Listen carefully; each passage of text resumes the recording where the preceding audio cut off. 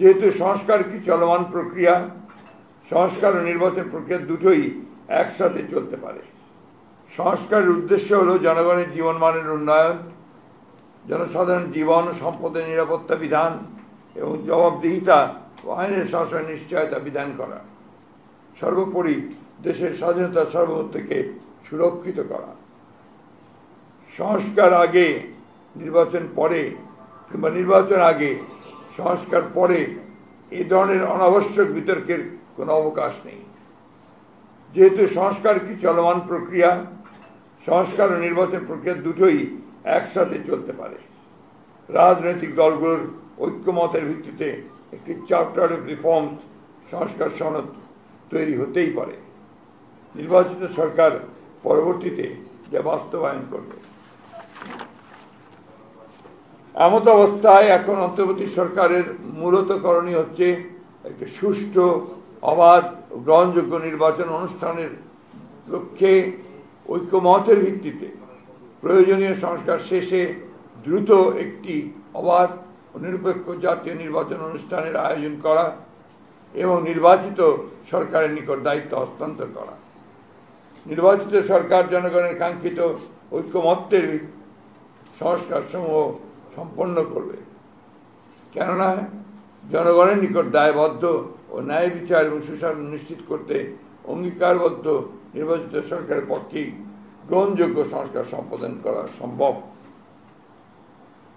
অন্তর্বর্তী সরকারের কোনো কোনো উপদেষ্টা ক্ষমতায় থেকে রাজনৈতিক দল গঠন প্রক্রিয়ায় প্রত্যক্ষ পরোক্ষভাবে জড়িত থাকায় জনমনের সংশয়ের সৃষ্টি হয়েছে। এ প্রক্রিয়ায় প্রশাসন যন্ত্রকে ব্যবহার করার নানা প্রকার লক্ষণ ও প্রমাণ ক্রমেই প্রকাশ পাচ্ছে, যা দেশ ও গণতন্ত্রের জন্য মোটেই সুখকর নয়।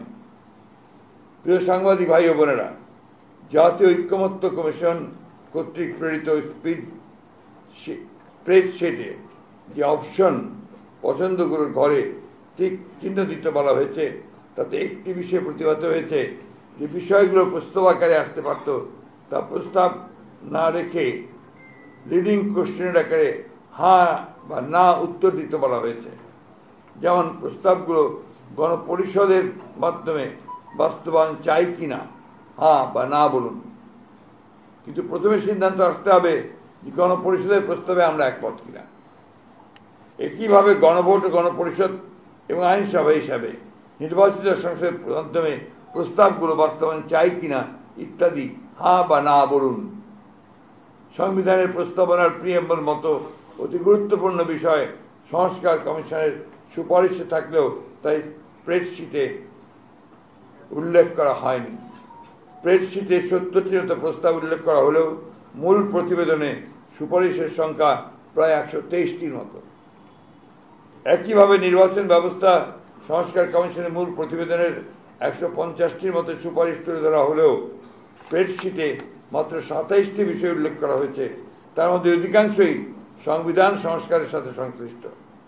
তাই আমরা মনে করছি স্প্রেডশিটের সাথে মূল সুপারিশমালার উপর আমাদের মতামত সংযুক্ত করে দিলে বিভ্রান্তি এড়ানো যাবে।